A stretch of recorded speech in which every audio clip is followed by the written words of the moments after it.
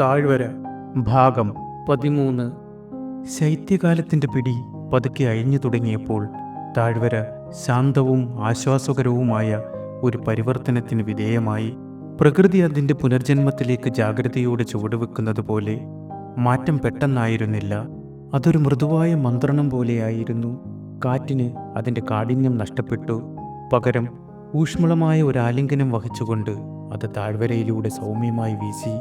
മാസങ്ങളായി വിളറിയതും നിർജീവവുമായ ചാരനിറത്തിൽ തുടർന്ന ആകാശം ഒരു നീണ്ട ഉറക്കത്തിൽ നിന്നുണർന്നതുപോലെ ഇളം നീലയിലേക്ക് ആഴ്ന്നിറങ്ങി. എല്ലാ ശബ്ദങ്ങളെയും ചലനങ്ങളെയും നിശബ്ദമാക്കി. താഴ്വരയെ മൂടിയിരുന്ന കട്ടിയുള്ള മഞ്ഞുപാളികൾ കീഴടങ്ങാൻ തുടങ്ങി. മഞ്ഞുരുകുമ്പോൾ ഉപരിതലം വിണ്ടുകീറി ചെറിയ നീർച്ചാലുകൾ രൂപപ്പെട്ടു. മഞ്ഞുപാളികൾക്കടിയിൽ ഒരിക്കൽ മരവിച്ച അരുവി വീണ്ടും ശബ്ദം കണ്ടെത്തി.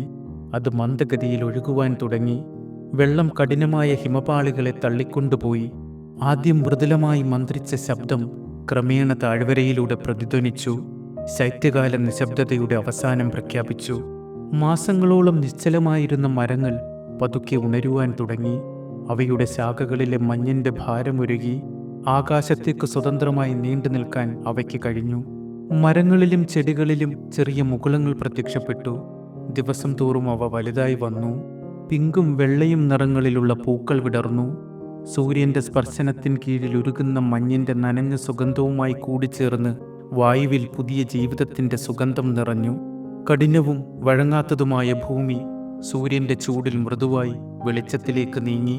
ശൈത്യകാലത്തിൻ്റെ പിടിയിൽ നിർജീവമായി കിടന്നിരുന്ന വയലുകളിലെ ഉരുകുന്ന മഞ്ഞിനടിയിൽ നിന്ന് പച്ചയുടെ മുകുളങ്ങൾ ഉയർന്നു വന്നു. അവ നനഞ്ഞ മണ്ണിലൂടെ എത്തി നോക്കി. വളരാൻ തയ്യാറായി. ഇത്രയും കാലം ഉറങ്ങിക്കിടന്ന വിളകളെ പരിപോഷിപ്പിക്കുവാനുള്ള ആകാംക്ഷയോടെ കർഷകർ തങ്ങളുടെ വയലുകളിലേക്ക് പുറപ്പെട്ടു. താഴ്വര വീണ്ടും ചലനങ്ങളാൽ നിറഞ്ഞു. പക്ഷികൾ തിരിച്ചെത്തി. അവ പാട്ടുകൾ പാടി. കൂടുകൾ പുനർനിർമ്മിക്കാൻ അവർ മരങ്ങൾക്കിടയിൽ സ്ഥലമന്വേഷിച്ചു. മൃഗങ്ങളും അവയുടെ ഒളിത്താവളങ്ങളിൽ നിന്ന് പുറത്തു വന്നു. മുയലുകൾ വയലുകളിലൂടെ പാഞ്ഞു. മാനുകൾ കാടുകളിൽ നിന്ന് ജാഗ്രതയോടെ പുറത്തിറങ്ങി. ശൈത്യകാലം മുഴുവൻ ഒളിച്ചിരുന്ന കുറുക്കന്മാർ സൂര്യന്റെ സൗമ്യമായ ചൂടിൽ മലമടക്കുകളിലൂടെ കറങ്ങി നടന്നു. എന്നാൽ താഴ്വരയുടെ ഈ പരിവർത്തനങ്ങളൊന്നും ലാമിയെ സ്പർശിച്ചില്ല. അവളുടെ കൺമുന്നിൽ വികസിച്ച സൗന്ദര്യം അവൾ കണ്ടതേയില്ല. ഒരിക്കൽ പ്രകൃതിയിലെ ഏറ്റവും ചെറിയ മാറ്റങ്ങൾ പോലും അവൾ ആനന്ദത്തോടെ വീക്ഷിച്ചിരുന്നിടത്ത് ഇപ്പോൾ അവൾ ഒരു മയക്കത്തിലെന്ന പോലെ മറ്റേതോ ലോകത്തിലൂടെ സഞ്ചരിച്ചു. അവൾ ദിശയില്ലാതെ അലഞ്ഞു. ഊർജ്ജസ്വലമായ നിറങ്ങൾ, പൂക്കളുടെ മൃദുലമായ സുഗന്ധം, പക്ഷികളുടെ പാട്ടുകൾ, അതൊന്നും അവളുടെ ഹൃദയത്തിലെത്തിയില്ല. അവൾ കുട്ടികളോടൊപ്പം കളിക്കാൻ കൂടിയില്ല. ദായു പലതവണ അവളുടെ അടുത്തേക്ക് വന്നു. പ്രതീക്ഷ നിറഞ്ഞ അവൻ്റെ ശബ്ദത്തിൽ താഴ്വര എങ്ങനെ വീണ്ടും സജീവമായി എന്ന് കാണാൻ വരാൻ അവളെ പ്രേരിപ്പിച്ചു. പക്ഷെ അവൾ പോയില്ല. അവളുടെ സങ്കടത്തിലേക്ക് കൂടുതൽ ആഴത്തിൽ പിൻവാങ്ങി. അവർ ഒരുമിച്ച് നിർമ്മിച്ച മഞ്ഞുകരടി പ്രകൃതിയുടെ മാറ്റത്താൽ അപ്രത്യക്ഷമായി. അതിൻ്റെ ഒരടയാളവും ശേഷിച്ചില്ല. ലാമിയുടെ അച്ഛൻ അവളുടെ ജീവിതത്തിൽ നിന്ന് അപ്രത്യക്ഷനായതുപോലെ. പക്ഷെ ആ ഓർമ്മകൾ അവളുടെ മനസ്സിൽ നിന്നും മാറിയില്ല. അവൻ പറഞ്ഞ കഥകൾ, തണുപ്പിൽ നിന്ന് അവൻ അവളെ സംരക്ഷിച്ച രീതി, വയലുകളിലൂടെ അവൻ്റെ കൈകൾ അവളെ നയിച്ച രീതി എന്നിവ അവൾ ചിന്തിച്ചു. താഴ്വര ഉണർന്നിരിക്കാം, പക്ഷേ അവൾ തൻ്റെ സങ്കടത്തിൻ്റെ ശൈത്യകാലത്ത് കുടുങ്ങിക്കിടന്നു. യാമിയുടെ അവസ്ഥയും മറിച്ചായിരുന്നില്ല. അവൾ വീടിന് പുറത്തേക്കിറങ്ങിയില്ല. അവൾ അടുപ്പിനടുത്ത് മിന്നുന്ന തീജ്വാലകളിലേക്ക് നോക്കിയിരുന്നു. അവളുടെ പാത്രങ്ങളിലെ ഭക്ഷണം പലപ്പോഴും സ്പർശിക്കപ്പെടാതെ തുടർന്നു. മാന്യ നിർബന്ധിക്കുമ്പോൾ മാത്രമേ അവൾ ഭക്ഷണം കഴിച്ചുള്ളൂ. ഒരിക്കൽ വളരെ ശ്രദ്ധാപൂർവം പരിപാലിച്ച ആടുകൾ ഇപ്പോൾ ശ്രദ്ധിക്കപ്പെടാതെയായി. അവയെ പരിപാലിക്കേണ്ട ചുമതല മാന്യ സ്വയം ഏറ്റെടുത്തു. അവയ്ക്ക് ഭക്ഷണവും സുരക്ഷയും ഉറപ്പാക്കി. എല്ലാ ദിവസവും രാവിലെ അവൾ പാൽ കറന്നു. എല്ലാത്തിനോടുമുള്ള യാമിയുടെ അവഗണന കണ്ടപ്പോൾ അവളുടെ ഹൃദയം ഭാരപ്പെട്ടു. എല്ലാവരും വയലുകളിലേക്ക് മടങ്ങിയപ്പോഴും യാമി പിന്നിൽ തന്നെ നിന്നു. നിലമൊരുക്കാനോ വിളകൾ പരിശോധിക്കാനോ അവൾ ഒരു ശ്രമവും നടത്തിയില്ല. അശ്മിനും മാനിയും അവളുടെ നിരാശ കണ്ടു. അവളെ അങ്ങനെ ഉപേക്ഷിക്കുന്നത് അവർക്ക് സഹിക്കാൻ കഴിഞ്ഞില്ല. അവർ ഒരുമിച്ച് എല്ലാ ദിവസവും അവളുടെ വീട് സന്ദർശിച്ച് പുറത്തു വരുവാനും വയലുകളിലേക്ക് തങ്ങളോടൊപ്പം വരുവാനും അവളെ പ്രേരിപ്പിച്ചു. ഭൂമിക്ക് അവളുടെ പരിചരണം ആവശ്യമാണെന്ന് അവർ അവളെ ഓർമ്മിപ്പിച്ചു. പക്ഷെ യാമി പ്രതികരിച്ചില്ല. അവരുടെ വാക്കുകൾക്ക് പോലും എത്താൻ കഴിയാത്ത ശൂന്യതയാൽ കണ്ണുകൾ നിറഞ്ഞു. യാമി മുന്നോട്ട് നീങ്ങാൻ മടിക്കുന്നത് പോലെ അവളുടെ വയലിലെ വിളകൾ വളരാൻ മടിച്ചു. കളകൾ നിയന്ത്രണമില്ലാതെയും വെല്ലുവിളിക്കപ്പെടാതെയും കയറിത്തുടങ്ങി. അവഗണനയാൽ ഭൂമി നശിക്കുന്നത് കാണാൻ മാനിയ്ക്കും അശ്വിനും കഴിഞ്ഞില്ല. അവർ വയലിലേക്കിറങ്ങി കളകൾ പറിച്ചെടുത്തു. മുളച്ചു തുടങ്ങിയ ഇളം തളിരുകൾ പരിപാലിച്ചു. അരുവിയിൽ നിന്നും ചാലുകൾ തെളിച്ചു. ഒരു ദിവസം യാമി മടങ്ങി വരുമെന്നും അവരോടൊപ്പം ചേരുമെന്നും പ്രതീക്ഷിച്ച് അവർ ദിവസം തോറും നിശബ്ദമായി ജോലി ചെയ്തു. ഒരു വൈകുന്നേരം ജോലികമരം ശൈത്യത്തിന്റെ അവസാന അടയാളങ്ങൾ ചൊരിഞ്ഞ് മുളച്ചുവരുന്ന ഇലകളെ സ്വാഗതം ചെയ്യുമ്പോൾ ലാമി അതിനടിയിലിരുന്നു. അവളുടെ കൈകൾ കാൽമുട്ടുകളിൽ ചുറ്റി ദൂരേക്ക് നോക്കിയിരുന്നു. അടുത്തുവരുന്ന കാൽപ്പാടുകളുടെ ഞരക്കം അവളുടെ ശ്രദ്ധയിൽപ്പെട്ടു. വേലാതർ നിശബ്ദമായി അടുത്തുവന്ന് അവളുടെ അരികിലിരുന്നു. അവൻ ഒരു നിമിഷം അവളെ നിരീക്ഷിച്ചു. പിന്നെ പതിയെ സംസാരിച്ചു തുടങ്ങി. ലാമി, നിന്റെ വിഷമം എനിക്ക് മനസ്സിലാകും.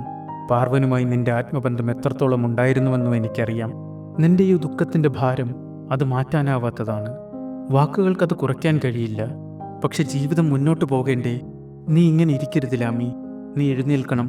നിനക്ക് വേണ്ടി മാത്രമല്ല, പാർവന് വേണ്ടിയും. ലാമി പ്രതികരിച്ചില്ല.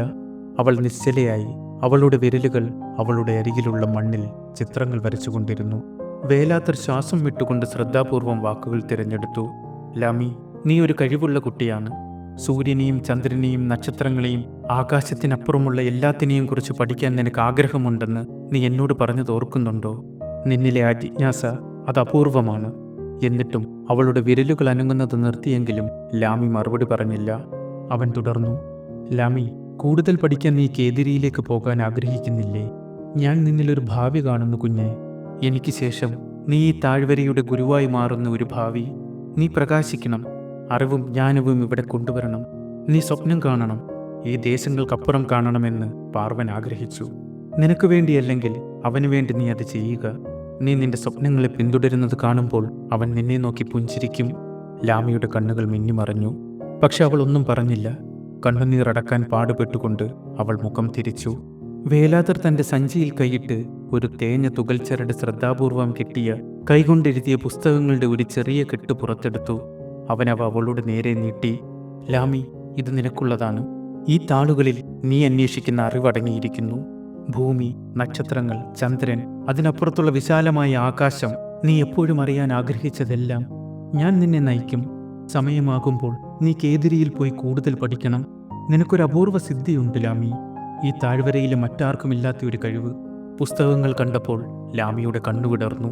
അവൾ വേലാതറിൽ നിന്ന് പുസ്തകങ്ങൾ തട്ടിയെടുത്ത് ആകാംക്ഷയോടെ അവയിലൊന്ന് തുറന്നു. അതിൽ ഭൂമി, ചന്ദ്രൻ, ക്ഷീരപദം, നക്ഷത്രരാശികൾ, ആകാശരഹസ്യങ്ങൾ എന്നിവയെക്കുറിച്ചുള്ള എഴുത്തുകൾ അവൾക്ക് കാണാൻ കഴിഞ്ഞു. ഭൂമിക്ക് പുറത്ത് അവൾക്ക് താല്പര്യമുള്ള എല്ലാ കൗതുകകരമായ കാര്യങ്ങളും. പുസ്തകങ്ങളിലൂടെ നോക്കുമ്പോൾ അവളുടെ ശ്വാസം നിലച്ചു. പാർവന്റെ മരണത്തിന് ശേഷം ആദ്യമായി അവളുടെ മുഖം പ്രകാശിച്ചു. അവൾ വേലാതറിനെ നോക്കി. കണ്ണുകൾ നിറഞ്ഞു. പക്ഷെ ഇത്തവണ അത് സങ്കടം കൊണ്ടായിരുന്നില്ല. അവളുടെ ചുണ്ടുകൾ വിറച്ചു. വികാരത്തിനും കൃതജ്ഞതയ്ക്കുമിടയിൽ അവളുടെ ശബ്ദം നഷ്ടപ്പെട്ടു. വേലാതർ സൗമ്യമായി പുഞ്ചിരിച്ചു. അവളുടെ കവിളിൽ നിന്ന് കണ്ണുനീർ തുടച്ചു. ലാമി, താഴ്വര നേടിയ അനുഗ്രഹമാണ് നീ. വരൂ, നമുക്ക് വീട്ടിലേക്ക് പോകാം. ഞാൻ നിന്നോടൊപ്പം വരാം. ലാമി പുസ്തകങ്ങൾ നെഞ്ചോട് ചേർത്ത് പിടിച്ചെഴുന്നേറ്റു. നടക്കാൻ തുടങ്ങിയപ്പോൾ ഒരു ശാന്തമായ ദൃഢനിശ്ചയം അവളിൽ കുടിയേറി. അവൾ മുന്നോട്ട് പോകും. അവളുടെ അച്ഛനു വേണ്ടി, അവൻ അവൾക്കായി നെയ്ത സ്വപ്നങ്ങൾക്കു വേണ്ടി, അവൾക്ക് ജീവൻ നൽകിയ താഴ്വരയ്ക്കു വേണ്ടി. അവർ നടക്കുമ്പോൾ വേലാതർ വയലുകളിലേക്ക് നോക്കി. അവഗണിക്കപ്പെട്ട വിളകൾ സൂര്യന് കീഴിൽ ദുർബലമായി നിന്നു. പാർവന്റെ നഷ്ടം ഈ കുടുംബത്തിനുമേൽ വരുത്തിയ വേദന അവരുടെ വിളകളെയും വയലിനെയും എങ്ങനെ ബാധിച്ചുവെന്ന് അവൻ അറിയാമായിരുന്നു. അവൻ ലാമിയെ ചേർത്തു പിടിച്ച് നടന്നു. അങ്ങനെ ചെയ്യുമ്പോൾ അവൾ തൻ്റെ അച്ഛനോടൊപ്പം നടക്കുന്നതായി തോന്നി. അവർ വീട്ടിലെത്തിയപ്പോൾ വേലാതർ യാമിയെ വിളിച്ചു. ലാമി അകത്തേക്ക് പോയി. ഒരു നിമിഷം കഴിഞ്ഞ് അവൾ അമ്മയോടൊപ്പം പുറത്തേക്ക് വന്നു. യാമി വളരെ മെലിഞ്ഞിരുന്നു. അവൾ ക്ഷീണിതയായിരുന്നു. അവളുടെ ശരീരം ചുരുങ്ങി. മുഖത്ത് ദുഃഖത്തിൻ്റെ ആഴത്തിലുള്ള വരകളുണ്ടായിരുന്നു. വേലാതറിനെ നോക്കാൻ മടിച്ചുകൊണ്ട് അവൾ അവരുടെ കുടിലിൻ്റെ മരത്തൂണിൽ ചാരി നിന്നു. യാമി, നീ എന്താ വയലിൽ പോകാത്തത്? അയാൾ സൗമ്യമായി ചോദിച്ചു. യാമി മറുപടി പറഞ്ഞില്ല. അവളുടെ കണ്ണുകൾ ഒഴുകാത്ത കണ്ണുനീർ കൊണ്ട് നിറഞ്ഞിരുന്നു. വേലാതർ ഒരു പടി കൂടി അടുത്തേക്ക് വന്നു. പാർവൺ ആ വിളകൾ വിതച്ചു. അവൻ നിനക്ക് വേണ്ടി, ലാമിക്ക് വേണ്ടി അവയെ വളർത്തി. നീ അവയെ വാടിപ്പോകാൻ അനുവദിച്ചാൽ നീ അവൻ്റെ സ്നേഹത്തിൽ നിന്ന് അകന്നു പോകുകയാണ്. യാമിയുടെ ചുണ്ടുകൾ വിറച്ചു. അവൾ നിശബ്ദയായി. യാമി, നിന്നെ സന്തോഷവതിയായി കാണാൻ പാർവൺ ആഗ്രഹിച്ചു. ലാമി ഈ താഴ്വരയുടെ വെളിച്ചമാകണമെന്നും മുന്നിൽ നിന്ന് നയിക്കണമെന്നും അവൻ അഭിമാനിക്കുന്ന ഒരാളായി വളരണമെന്നും അവൻ ആഗ്രഹിച്ചു. അങ്ങനെ സംഭവിക്കണമെങ്കിൽ നീ ഈ ദുഃഖത്തിൽ നിന്ന് മുക്തയാകണം. നീ അവനു വേണ്ടി ജീവിക്കണം, അവൾക്ക് വേണ്ടി. യാമിയുടെ കവിളിൽ നിന്ന് കണ്ണുനീർ ഒന്നിനു പിറകെ ഒന്നായി ഒഴുകാൻ തുടങ്ങി. ഒടുവിൽ അവ അരുവികളായി വീണു. പാർവൺ അവസാനമായി വിതച്ച വിളകളാണ് ആ വയലിലുള്ളത്. അവ ഈ ഭൂമിയിൽ അവൻ്റെ അവസാന സ്പർശനമാണ്. അവ മരിക്കാൻ നീ ആഗ്രഹിക്കുന്നുണ്ടോ? നീ അവയെ സംരക്ഷിക്കണം യാമി. അവ ഈ താഴ്വരയിൽ ശക്തമായി വളരട്ടെ. അവയിലൂടെ പാർവന്റെ ശക്തി നിലനിൽക്കട്ടെ. അവ അവൻ്റെ സ്നേഹത്തിൻ്റെയും സ്വപ്നങ്ങളുടെയും പ്രതീക്ഷയുടെയും ഓർമ്മപ്പെടുത്തലാകട്ടെ. അവൾ ചാരി നിന്ന മരത്തൂണിലൂടെ ഊർന്നിറങ്ങി നിലത്തിരുന്ന് ഉറക്കെ കരയാൻ തുടങ്ങി. അവൾ ലാമിയെ തന്നിലേക്ക് വലിച്ചടിപ്പിച്ച് കെട്ടിപ്പിടിച്ചു. ഹൃദയഭാരത്തോടെ വേലാതർ ഒരു നിമിഷം നോക്കി നിന്നു. തുടർന്ന് നിശബ്ദമായി പിന്തിരിഞ്ഞു. ആ രാത്രിയിൽ ക്ഷീണം അവളെ പിടികൂടുന്നതുവരെ യാമി കരഞ്ഞു. പിറ്റേന്ന് രാവിലെ യാമി ഒരു പുതിയ ദൃഢനിശ്ചയത്തോടെ ഉണർന്നു. അവൾ അതിരാവിലെ ഉണർന്ന് അവളുടെ കന്നുകാലിത്തൊഴുത്തിൽ പോയി ആടുകൾ സുഖമായിരിക്കുന്നുവെന്ന് ഉറപ്പാക്കി. അവൾ അവർക്ക് തീറ്റ കൊടുത്തു, വെള്ളം കൊടുത്തു, പാൽ കറന്നു. ലാമി ഉണർന്നപ്പോൾ അവളുടെ അമ്മ പ്രഭാത ഭക്ഷണം തയ്യാറാക്കുന്നത് അവൾ കണ്ടു. പുതിയ റൊട്ടിയും ചൂടുള്ള ആട്ടിൻപാലും. യാമിയുടെ കണ്ണുകളിലെ തിളക്കം തിരിച്ചു വന്നു. അമ്മ ലക്ഷ്യബോധത്തോടെ നീങ്ങുന്നത് കണ്ടപ്പോൾ ലാമിക്കും ഉള്ളിൽ എന്തോ ഒരു മാറ്റം അനുഭവപ്പെട്ടു. അവൾ അമ്മയെ നോക്കി പുഞ്ചിരിച്ചു.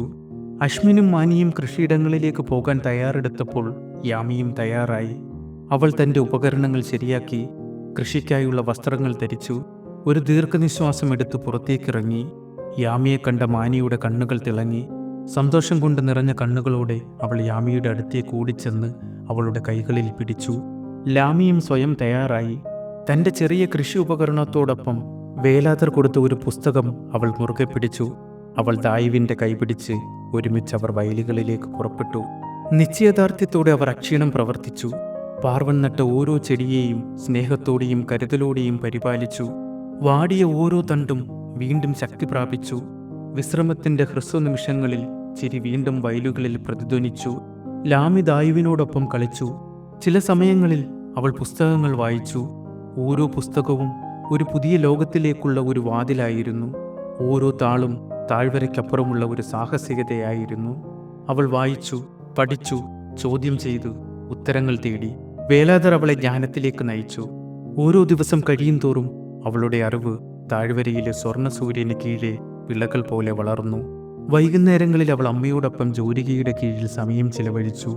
അവൾ തനിക്കറിയാവുന്ന അറിവ് അമ്മയുമായി പങ്കുവച്ചു. യാമി അത്ഭുതത്തോടെ അവളെ നോക്കി. സൂര്യനെയും ചന്ദ്രനെയും പ്രകാശത്തിൻ്റെ നിഗൂഢതകളെയും കുറിച്ചുള്ള പുതിയ കാര്യങ്ങൾ കേട്ടു. അവൾക്ക് മകളെക്കുറിച്ച് അഭിമാനം തോന്നി. യാമി വിളകൾ സംരക്ഷിക്കുന്നതിനുള്ള വ്യത്യസ്ത വഴികളെക്കുറിച്ചും വ്യത്യസ്ത കൃഷിരീതികളെക്കുറിച്ചും അവളെ പഠിപ്പിച്ചു. അവളുടെ ബാല്യകാലത്തെയും പാർവനുമായുള്ള വിവാഹത്തെയും കുറിച്ചുള്ള കഥകൾ അവൾ പങ്കുവച്ചു. ദിവസങ്ങൾ കടന്നുപോയി. ഋതുക്കൾ മാറി.